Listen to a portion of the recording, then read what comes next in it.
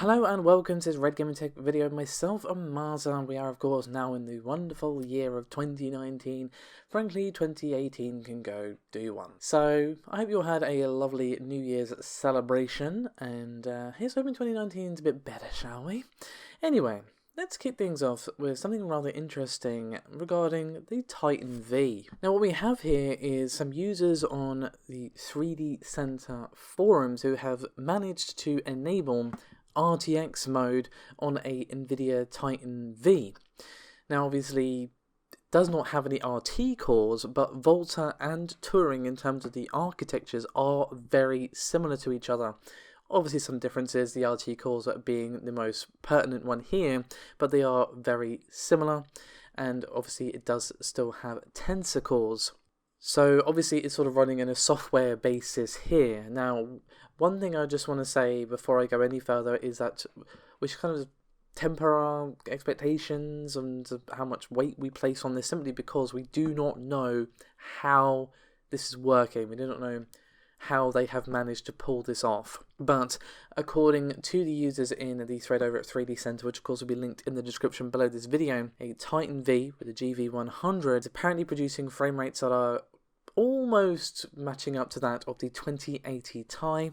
For instance, we have one user reporting 69 FPS in Ultra HD resolution, set and ultra high on both cards, and both graphics cards were overclocked and cooled with water cooling, and it produced equal frame rates and of course image quality as well. We had another user weigh in also saying that they got between 60 and 100 frames per second at 1440p with roughly 80 frames per second on average, and this again is almost matching up to that of the 2080 Ti.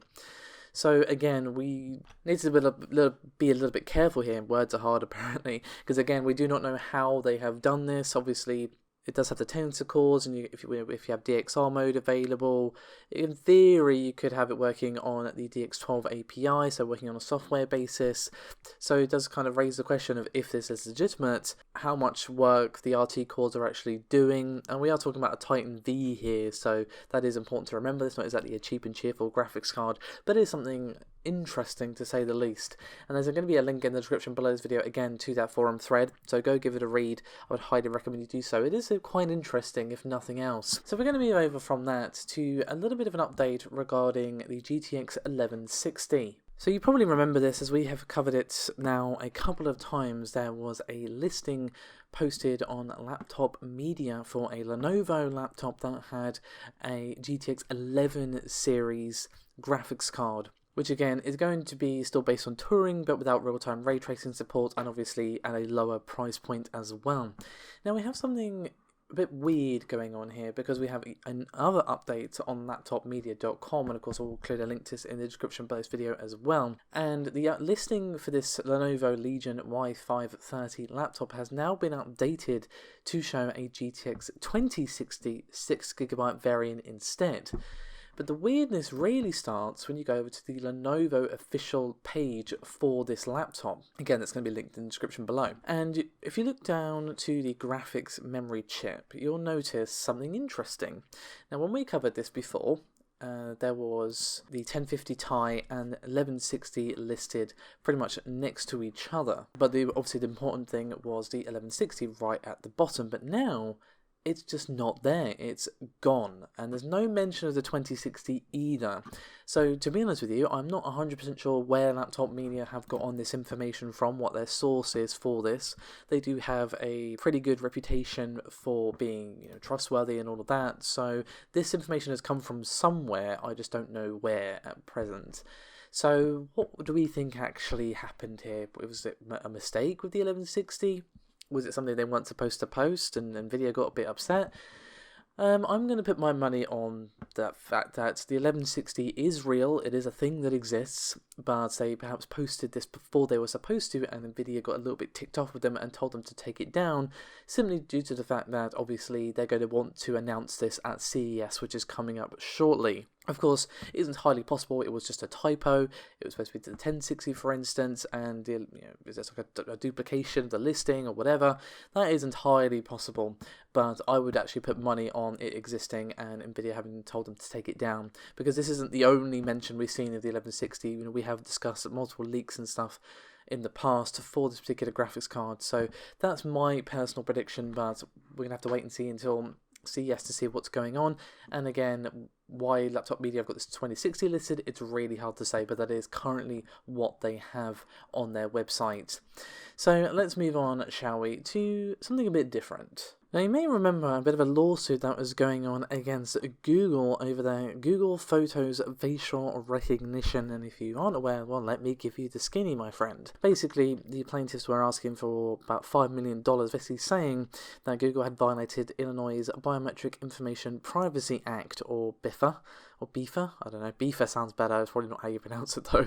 Anyway, so what the law basically means is that a company must get written permission before collecting any biometric data, including facial scans and fingerprints of residents of the state. And this was basically saying, yep, due to the Google Photos facial recognition, they have breached this and were seeking $5,000 for each intentional breach of the law and $1,000 for unintentional violations.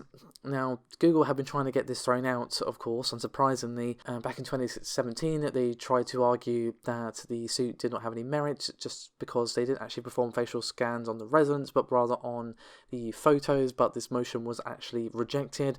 But according to a report from Reuters, which of course again will be linked below, lots of links in the description for you, they this time argued that they were not liable for damages against the plaintiffs because they did not suffer any harm from the scans, and the US District Judge Edmund Chang has agreed in his ruling, saying, quote, "The court lacks subject matter jurisdiction because the plaintiffs have not suffered concrete injuries." But even had this case gone to trial, would they have won? It's hard to say, but my guess is going to be no, but I don't have a law degree, obviously. I'm not a lawyer. I just want to make that extremely clear. But you could make arguments that consent was given because Google uses the facial recognition technology to organize your photos by person, so you can easily find photos of yourself, pets, whatever. And you can only do this if you've already created a tag linked with the biometric data, so there would probably be able to argue that you tagging it counts as some form of consent, but obviously it's hard to say what might have happened. All I know is what has happened. So we're going to finish things up with a little spot of gaming news for you today, and we have some comments from everyone's favourite analyst, Michael Pachter. Now, it's no secret at this point that Sony are skipping E3 2019, making it the very first year in memory that I can recall, at least, that they won't be there. And according to the analyst Michael Pachter, that is a bad decision. Now, he said these comments when speaking with the website gamingbolt.com. So why does he actually think this? Well, you've got a quote from the man himself where he says, quote, "I think it's a one-off. I think they made a bad decision. I think they somehow internally determined that the money is not well spent, and they're wrong. I don't know what they spend on E3, but even if it's $15 million, they get $15 million out of publicity out of it. So I think they're fools to bypass the show, and they'll be back." I mean, that could very well be the reason. We have seen companies move away from E3 over the last few years. It is undoubtedly extremely expensive to put that show on. Obviously, we've seen EA move outside of the convention centre, for instance.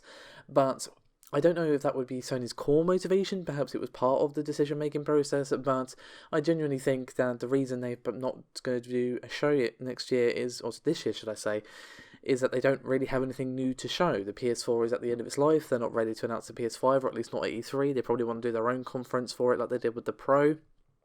Obviously, we do have a few exclusives that we are seeing released. Last of Us Part 2, Death Stranding, and so on and so forth.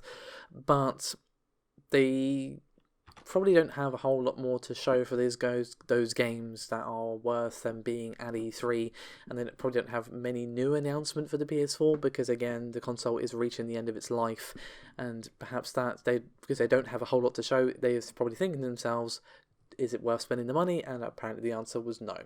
So whether or not it's a bad decision, it's hard to say. I think it's better to not do a show if you don't have that much to give us, because we have seen companies show up and basically show nothing of note, and it's just like, why did you even bother? So personally, I think if that's the reason, that's fair enough, but obviously it's hard to say.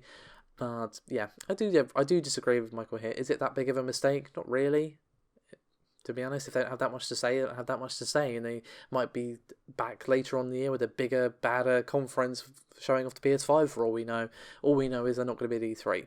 So we're going to finish things up with a rather comical piece on Call of Duty Black Ops 4. So this one just makes me laugh, to be honest with you. I'm not even going to sugarcoat it. It's funny, but not in like a ha-ha funny, but it's like kind of a, if you have to laugh or you might cry kind of funny, as we have a report from MP Fast's Alex Coe, and according to them, Activision has introduced a new set of in-game items for purchase on the black market for COD 4, or Black Ops 4 should I say, and one of these is an open dot, and it's literally a single red dot that's used as a reticle for reflex sights. And yeah, so they're selling a literal dot for 50 cents. It's normally $1, or the equivalent of dollar in in-game currency that you have to pay for, obviously. So yeah, it's not expensive, but that's not the point. But it's just, I don't know. To me, this is like a perfect example of the comedic nature of how silly the whole microtransaction cash grab has gotten, that they're selling a literal dot for 50 cents, and normally it's $1. I can think of a lot of things I'd rather spend 50 cents on, like some chewing gum. At least that's useful. Oh, I'm sorry guys, but this is just funny. It's not even worth getting angry about. It just makes me go like, excuse me? I'm sorry? Oh dear. Anyway, on that note, thanks so much for watching guys. Wishing you all a wonderful 2019. Let's again make this a good one, shall we? Bye bye.